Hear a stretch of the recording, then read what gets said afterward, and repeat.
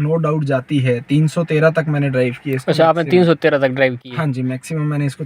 Hello friends, welcome to my YouTube channel. So friends, आज हमारे बीच में है टाटा नेक्सॉन ईवी, जिसका आज हम ओनरशिप रिव्यू करेंगे। तो आप देख लीजिए, अगर गाड़ी के सामने ये ग्रीन प्लेट दिखे तो मान लो कि वो इलेक्ट्रिक गाड़ी होगी। तो चलिए स्टार्ट करते हैं और ओनर से मिलाते हैं। आज हमारे बीच में हैं हमारे भाई ध्रुव। तो हेलो भाई। तो ब्रदर, आप पहले अपना इंट्रोडक्शन दे दीजिए। मैं ध्रुव सा हूँ, नानियर का रहने वाला हूँ। बाय प्रोफेशन फिजियोथेरेपिस्ट हूँ मैं। हाँ जी। तो ध्रुव भाई, आप अपना एक्सपीरियंस शेयर कीजिए कि मतलब आपने ये टाटा नेक्सॉन ली, तो एक डीजल पेट्रोल का जो अभी जो जैसे क्रेज़ वगैरह है, तो एक नेक्सॉन इलेक्ट्रिक में आप जब मूव ऑन हुए तो मतलब कैसा एक्सपीरियंस रहा है वो बताइए। एक्चुअली वैसे नेक्सॉन मेरी सेकंड गाड़ी है। पहली गाड़ी मेरे पास डीजल की है, होंडा सिटी, जिसका रिव्यू अपने पहले भी कर चुके हैं। हाँ जी, हाँ जी। तो ये सेकेंडरी गाड़ी ली थी। मुझे एक्चुअली सिटी में ड्राइव काफ़ी रहता है, लोकल ड्राइव ज़्यादा रहता है, तो मुझे फर्स्ट थॉट में कभी प्रॉब्लम नहीं हुई ये सोच के कि ईवी ले रहा हूँ उसकी रेंज की प्रॉब्लम आएगी, क्योंकि कंपनी क्लेम ऑलमोस्ट 315 के अराउंड कंपनी क्लेम करती है। तो वो मुझे उस टाइम सेटिस्फैक्ट्री लगा था कि एक लोकल ड्राइव के लिए मेरे लिए काफ़ी बेनिफिशियल रहेगी, और नो डाउट बेनिफिशियल है भी। मतलब अपने डीजल पेट्रोल के कंपैरेटिवली अगर देखें तो बहुत ज़्यादा कॉस्ट इफेक्टिव पड़ती है।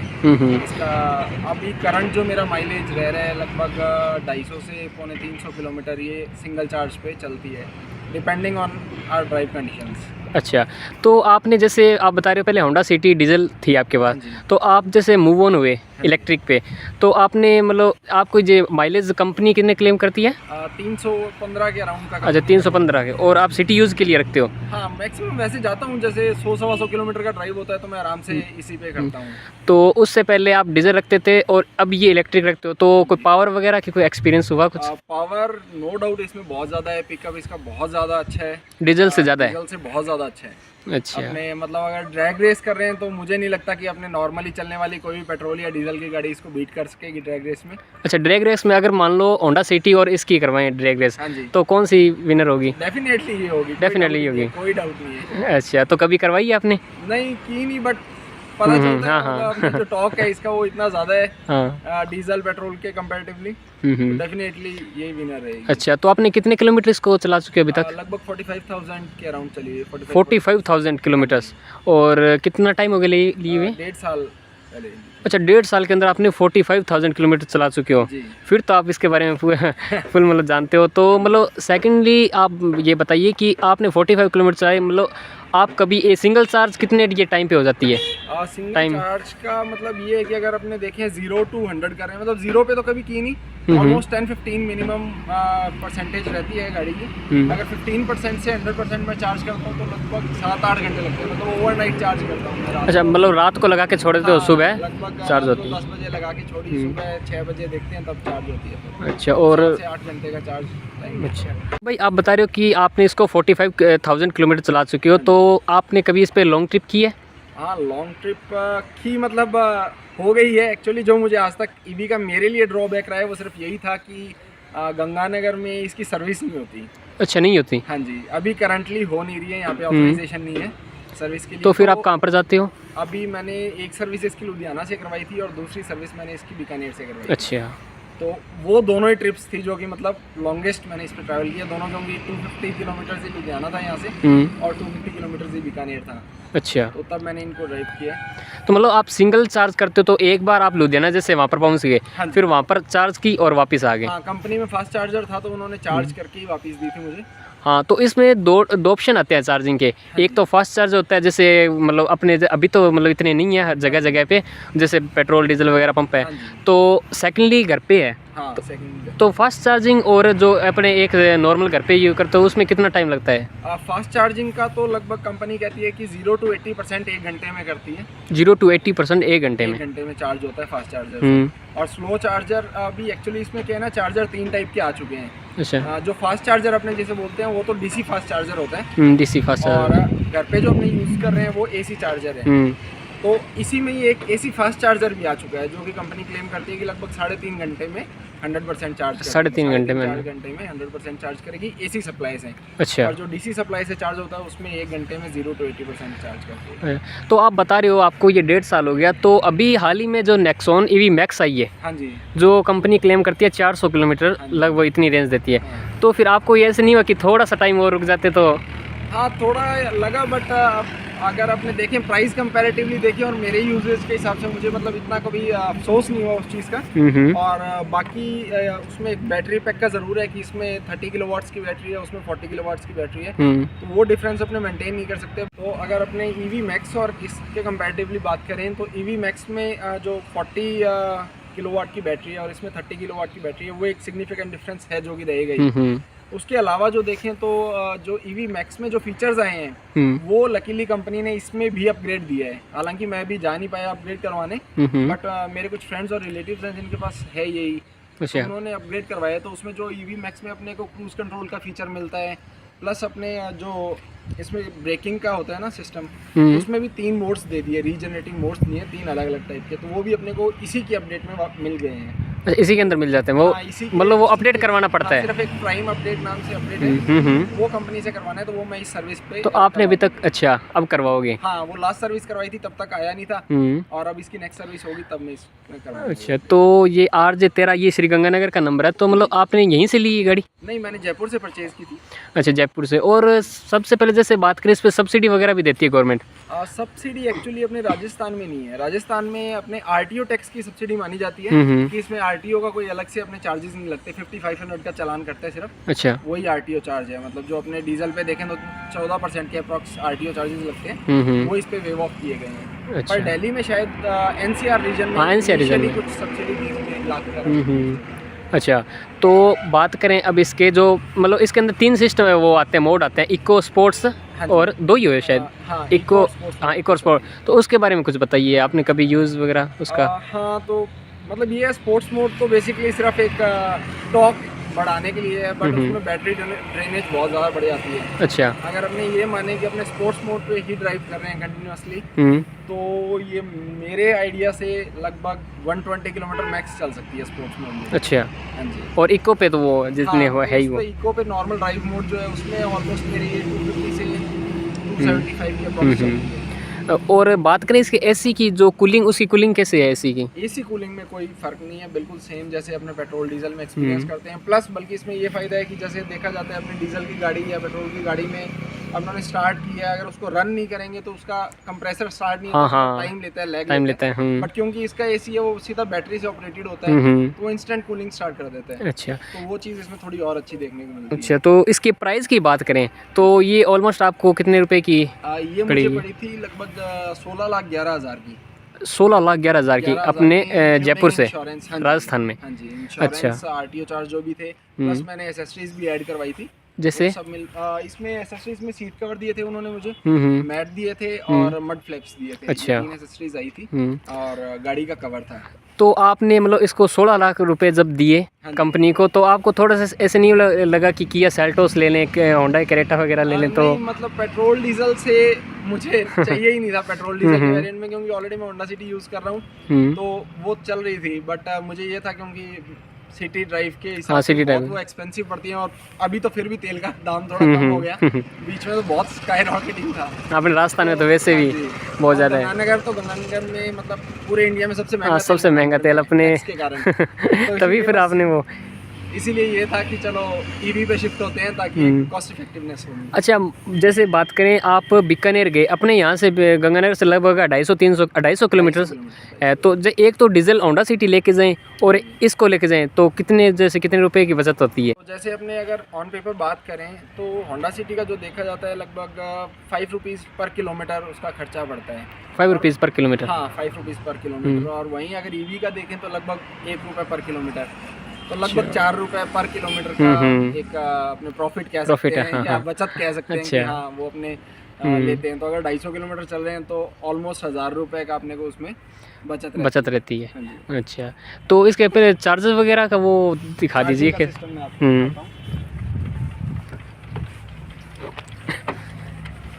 यहाँ पर चार्जेस सॉकेट वगैरह? हाँ जी, ये चार्जिंग सॉकेट है। अपने नॉर्मल एसी चार्ज जो करते हैं, अच्छा, उसके लिए सिर्फ यही सॉकेट लगता है घर पे जैसे वगैरह यूज करते हैं, जो नॉर्मल चार्जर लगता है। प्लस अगर अपने सुपर चार्जर लगाते हैं, जो फास्ट चार्जर लगाते हैं, तो पूरा ये पूरे सॉकेट में आता है। अच्छा। हाँ जी। और चार्जर आपके मतलब पास में ही है? नहीं, चार्जर तो अभी एक्चुअली घर पे ही है। घर पे है। हाँ।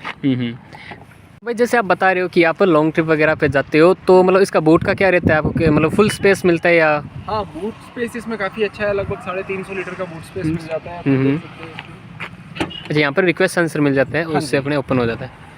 तो बूट स्पेस तो इसके अंदर काफ़ी है। हाँ जी, काफ़ी अच्छा है। प्लस ये फ्लैप अपने ऊपर भी कर सकते हैं अगर अपने इसको रिमूव करना चाहें। अच्छा, रिमूव भी हो जाती बहुत ही सिंपल से तरीके से ये अपने रिमूव कर सकते हैं। वो एक अपने को एक्स्ट्रा स्पेस प्रोवाइड करता है। अच्छा। प्लस अगर इसमें चाहें तो अपने इसकी रियर सीट्स हैं, इनको भी ये फोल्डेबल है? हाँ जी, फोल्डेबल है, इनको अपने रिक्लाइन कर सकते हैं फ्रंट में, कर सकते जो कि अपने को एक एडिशनल स्पेस प्रोवाइड करता है। फिर तो काफ़ी ज़्यादा इसके अंदर, जैसे 2 जने ट्रिप पे गए हो तो फिर काफ़ी ज़्यादा इसमें हो तो जाता है। अपने को बहुत अच्छा स्पेस है। वैसे भी अगर एक नॉर्मल अपने यूज़ के हिसाब से देखें तो भी जो इसकी इसी सेगमेंट की और गाड़ियाँ हैं, ब्रेजा है, उसमें भी लगभग 330 लीटर्स के अप्रॉक्स का ही बूट स्पेस आता है। और एक मेरे ख्याल से इनफ है एक नॉर्मल फैमिली ट्रिप के लिए। ये कौन सा वेरिएंट है आपके पास? इसमें एक्चुअली 3 वेरिएंट आते हैं। ये मिडल वेरिएंट है मेरे पास जो है। हाँ, ये बीच वाला है मिडल। हाँ जी, ये मिडल वेरिएंट है। इसका जो लोअर ट्रिम था और इस ट्रिम में मतलब मुझे काफ़ी डिफरेंसेस थे, इसलिए मैंने ये ज़्यादा प्रेफर किया। क्योंकि लोअर ट्रिम में एक तो मेरे लिए जो सबसे मेन था वो था ड्राइवर साइड की हाइट एडजस्टेबल। उसमें हाइट एडजस्ट नहीं हो सकती और मेरी हाइट थोड़ी ज़्यादा है थोड़ी तो मुझे हाइट एडजस्टेबल फीचर्स बहुत ज़रूरी था। प्लस उसमें एलॉय व्हील्स भी नहीं आ रहे थे। अच्छा। म्यूजिक सिस्टम में भी उसमें काफ़ी डिफरेंस था, तो इसीलिए। और और जो अपर ट्रिम है इसमें, उसमें अगर कंपेयर करें तो सिर्फ मेजरली 3 ही डिफरेंस थे कि एक उसमें सनरूफ आती है, ऑटो हेडलाइट्स आती हैं और ऑटो वाइपर आता है। तो ये तीनों मतलब मुझे इतने वर्थ नहीं लगे कि एक 1 लाख रुपीज़ अपने एक्स्ट्रा पे करें। वो ऑलमोस्ट 17 लाख की बढ़ रही थी, तो वो मुझे इतना थोड़ा वर्थ नहीं लगा कि वो पे करें। और होंडा सिटी में ऑलरेडी सनरूफ है बट कभी यूज़ नहीं रहते हैं। वैसे अपने लोकल में तो वैसे भी नहीं यूज़ होता उसका, बिल्कुल भी नहीं। यहाँ का मौसम भी ऐसा नहीं रहता कि इतना इसको यूज़ कर सके। और ये जो आपने ये गाड़ी ली, मतलब इसको डेली यूज़ में रखते हो, किस लिए यूज़ करते हो उस गाड़ी को? ऑफिस वर्क वगैरह? हाँ, पहले मेरी पोस्टिंग थी गतसिंहपुर, तो उस टाइम में मैंने ली थी। तब तो मेरा मेन यही था कि मेरा डेली कम्यूट था ऑलमोस्ट गतसिंहपुर यहाँ से 60 किलोमीटर है, तो रोज़ का 60 जाना आना, तो 120 किलोमीटर अगर मैं रोज़ ड्राइव कर रहा हूँ और अगर मैं ये देखूँ कि मैं 4 रुपये भी मेरी डीजल के कंपैरेटिवली बचा रहा हूँ, तो ऑलमोस्ट मेरे 500 रुपये फायदेमंद है। तो वही था कि एक महीने में मेरे को 15,000 का एक्स्ट्रा मैं डीजल पे करता सिर्फ कम्यूट के कारण। तो इसीलिए मैंने ईवी ली उस टाइम पे। और अब तो वही है कि मैं जाता हूँ, सब मतलब घर पे वेट करते रहते हैं कि गाड़ी वापस आए तो हम लेके जाएं। अच्छा, तो ऑलमोस्ट पूरे दिन गाड़ी चलती है। ये बाइक भी कोई नहीं यूज करता है आज के टाइम तो हमारे घर पे।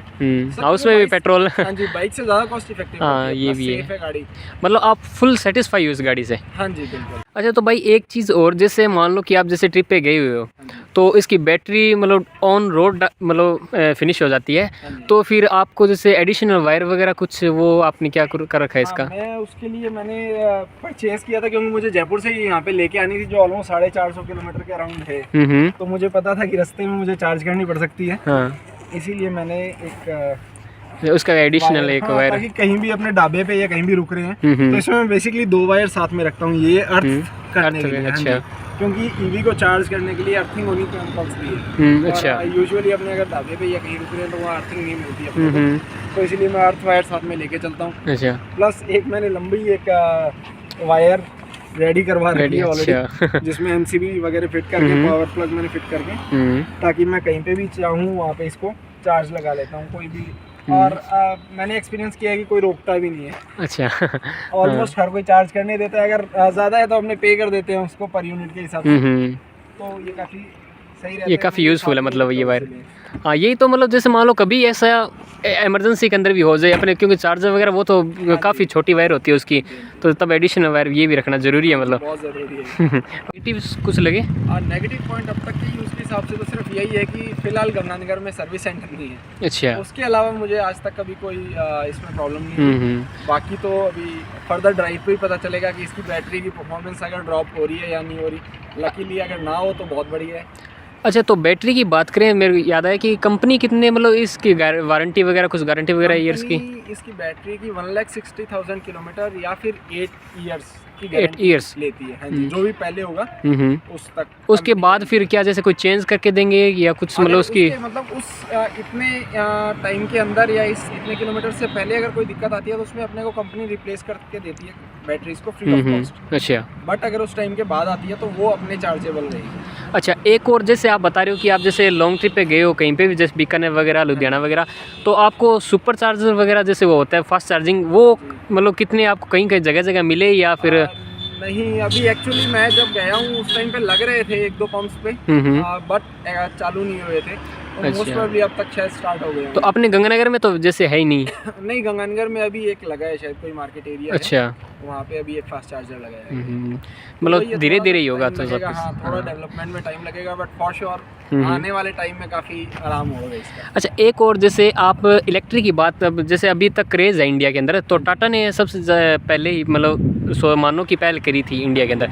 तो सेकंड जैसे एमजी की भी आती है, हाँ, और हुंडई की भी आती है, कौन आती है, तो फिर थोड़ा सा वो नहीं देखा कि उनको भी थोड़ा सा मतलब इलेक्ट्रिक उनकी ली जाए? था। मैं अगर सही बताऊं, शेप वाइज कंपैरिजन करें तो MG ZS EV जो आती है वो कहीं ना कहीं इससे अच्छी भी दिखती है, थोड़ा प्रीमियमनेस है, बट जब बात प्राइस पे आती है ना, तो एक उनका प्राइस बहुत ज़्यादा है। हाँ, वो आउट ऑफ कंट्री से आती है, और जो अपने ये देखें कि उस प्राइस में अपने को कितनी रेंज मिल रही है, तो वो डिफरेंस इतना ज़्यादा नहीं है कि अपने उतना ज़्यादा प्राइस पे किया जाए। और मेरे ख्याल से इसी कारण टाटा नेक्सॉन EV ही अब तक इंडिया की सबसे लार्जेस्ट सेलिंग EV रही है, क्योंकि वो मेरे ख्याल से ऑलमोस्ट 23 लाख के अराउंड आ रही है। तो इससे कंपैरिजन करें तो ऑलमोस्ट 7 लाख फालतू दे रहे हैं। हाँ, उतने में तो अपने जैसे महिंद्रा की स्कॉर्पियो वगैरह आ जाए। फालतू देने में वो अगर 400 किलोमीटर चल रही है तो शायद मैं सोचूं भी कि हाँ, मुझे एक रेंज भी 1.5 गुना ज़्यादा मिलेगी। हाँ जी, हाँ, बट उतना डिफरेंस है नहीं रेंज। अच्छा,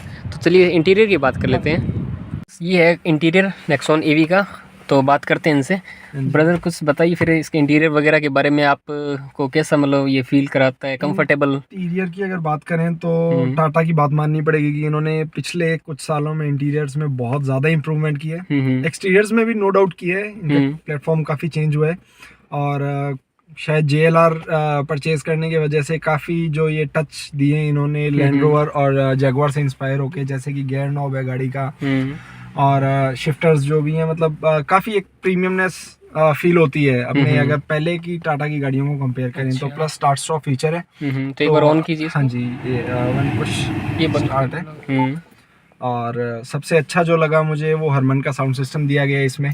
अच्छा, तो इसकी साउंड क्वालिटी बहुत ही अच्छी है, नो डाउट। मतलब मुझे ये था कि मैं हमेशा अपनी गाड़ियाँ जो भी परचेज करता था पहले, तो उनमें कहीं ना कहीं आफ्टर मार्केट मुझे कुछ ना कुछ करवाना पड़ता था, नीड होती थी। बट ये लेने के बाद में मुझे कभी कोई नीड फील नहीं हुई कि मुझे आफ्टर मार्केट इसमें कोई बेस ट्यूब रखवाऊँ या वूफर रखवाऊँ या स्पीकर्स में कुछ चेंज कराऊँ, कुछ भी ज़रूरत नहीं पड़ी। बहुत ही अच्छी परफॉर्मेंस है इसके साउंड सिस्टम की। अच्छा, जैसे साउंड से आप इसमें आउटर मार्केट कुछ भी नहीं आपने मतलब लगाया? मैंने कुछ भी नहीं करवाया।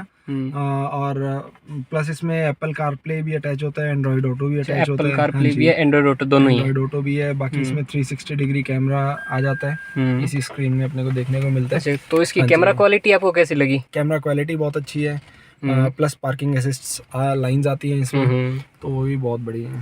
बहुत अच्छा। अभी ये स्टार्ट है गाड़ी? हाँ जी, अभी ये गाड़ी स्टार्ट है। देखो मतलब आवाज़ तो है ही नहीं बिल्कुल भी। हाँ, सिर्फ ब्लोअर की आवाज़ अपने मान सकते हैं कि अगर AC ऑन करेंगे तो ब्लोअर की आवाज़ आएगी, बाकी गाड़ी में ऐसा कोई बिल्कुल भी साउंड नहीं आती है अंदर। अच्छा, हाँ जी। और जैसे आप बता रहे हो होंडा सिटी के अंदर सनरूफ है, तो इसके अंदर सनरूफ नहीं है, और जैसे आप 1 लाख रुपए थोड़ा सा ऊपर लगा देते तो आपको सनरूफ वगैरह मिल जाती। बट आप बता रहे हो उसका कोई अपने यूज़ भी नहीं है। हाँ, यहाँ पे कभी मैंने ऐसा यूज़ फील नहीं किया, और जो कि आज के हिसाब से देखूँ मैं तो ये मैं लोकल ही ज़्यादा यूज़ करता हूँ इसको, गाड़ी को। अच्छा, लोकल। हाँ, तो अपने इसको अभी इस रेंज में, और जब तक कोई फास्ट चार्जर लगे ना, तो इसको लॉन्ग ड्राइव से तो ले जाके देख नहीं सकते। तो इसीलिए है कि मतलब यहाँ के मौसम में मैं यूज़ कर नहीं सकता था और बाहर इसको लेके जा नहीं सकता था, तो इसीलिए मैंने थोड़ा वर्थ नहीं समझा। अच्छा, और आपने कितने चला दिए? 46,000 है, 47,000 और अब तो बैटरी इसकी 97% चार्ज है, तो इसमें बता रही है 218 किलोमीटर चलेगी। 218 किलोमीटर। ये एक्चुअली जो रेंज शो करता है ये अपने ड्राइविंग कंडीशंस पे के अकॉर्डिंगली मतलब कैलकुलेट करता है। अगर मैं अभी जैसे लास्ट मैंने अगर चलाई है, शायद थोड़ा भगाई होगी या जिस भी कारण, तो ये थोड़ी कम शो कर रहा है। अगर मैं इसको थोड़ा आराम से चलाऊंगा तो अपने आप ये रेंज बढ़ जाती है। तो ये तो सिर्फ एक अपने जैसे पेट्रोल डीजल में भी एक एवरेज रेंज होती है, वही सेम है कि एक एवरेज रेंज है। एक्यूरेट रेंज नहीं मान सकते इसको कि ये 218 चलेगी ही चलेगी। अगर मैं इसको आराम से चलाऊंगा तो ये ज़्यादा चलेगी। अगर थोड़ा अपने भगाएंगे या स्पोर्ट्स मोड ऑन करके अगर अपने ड्राइव कर रहे हैं तो फिर बैटरी बहुत जल्दी ड्रेन होगी अच्छा, इसकी। तो आप इसको जो बात करें 0 to 100, ये आपने कभी मतलब चेक किया कितने सेकंड्स के अंदर 0 to 100 ये मतलब नहीं, चली जाती कभी है? ऐसा ट्राई नहीं किया, बट शायद पेपर्स में ही शायद कुछ 8 सेकंड्स के 8 अप्रॉक्स सेकंड्स के का दिया हुआ है कि हाँ जी। और स्पोर्ट्स मोड में जो इसका रहता है 7 to 8 सेकंड्स। और उसके मोड्स वगैरह वो कहाँ से चेंज होते हैं? ये सिर्फ इसमें ये वो इको मोड वगैरह वो ये ड्राइव मोड है जो कि नॉर्मल अपने इको मोड में कंसीडर होता है। स्पोर्ट्स मोड और ये स्पोर्ट्स मोड पे आता है। स्पोर्ट्स मोड पे करते हैं तो इसमें अपने देख सकते हैं कि मीटर में थोड़ा सा फंक्शंस रेड में आ जाते हैं इसके, जबकि ड्राइव मोड में वो ब्लू रहता है। अच्छा, तो वो एग्रेसिवनेस दिखाने के लिए थोड़ा सा है ना, मतलब काफ़ी अच्छा टच दिया है कंपनी ने कि वो रेड में शो होता है। अच्छा, हाँ जी। कि अगर अपने रेंज की बात करें तो इसका क्या है ना, अपने जो एवरेज मतलब ये जो शो कर रहा है ये सिर्फ टेंटेटिव अपने को एवरेज शो करता है कि ये 217 या 218 किलोमीटर चलेगी। बट अगर अपने एक्चुअली कैलकुलेट करना चाहें तो इसके अंदर जो फीचर है अपने यहाँ पे देखेंगे ये एवरेज शो कर रहा है। जैसे अपनी गाड़ियों में एवरेज शो करता है कि अभी ये 15 की एवरेज दे रहा है, 20 की एवरेज दे रहा है, वैसे इसमें ये average what hours per kilometre के हिसाब से शो करता है, जो कि अपने जब रीसेट करेंगे, अब ट्रिप रीसेट किया तो ये चीज़ रीसेट हो जाएगी। अब जैसे अपने इसको ड्राइव करने लगेंगे तो मैं आपको ड्राइव करके दिखाता हूँ। अगर अपने इसको ड्राइव करते हैं तो ये उस टाइम पे एवरेज आएगी अपने थोड़ा सा चलने के बाद में, जो कि वेरी करती है लगभग 150 से लेके 100 के अराउंड या 90s में भी आ जाती है। बट इससे अपने कैलकुलेट कर सकते हैं कि अपनी गाड़ी कितनी मतलब कितना किलोमीटर चलेगी। अगर आपने देखें, एक बार सीट बेल्ट लगा लीजिए प्लीज़।